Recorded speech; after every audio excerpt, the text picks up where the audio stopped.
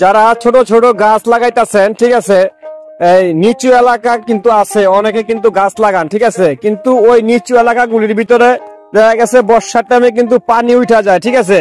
তো তাদের জন্য একটা সতর্ক বার্তা, সেটা হচ্ছে গিয়া আপনারা যদি একদম নিচা করে গাছ লাগান, যদি পানি উঠে তাহলে সেই গাছ কিন্তু আর বাঁচায় রাখতে পারবেন না, অর্থাৎ মারা যাবে সেই গাছ। তাহলে কিভাবে লাগাতে হবে, এরকম উঁচা মাটি দিয়ে পানি যেন না ওঠে, ঠিক আছে, সেইভাবে কিন্তু আপনার গাছটি লাগাতে হবে, পানির থেকে যেন সুরক্ষা থাকে, ঠিক আছে।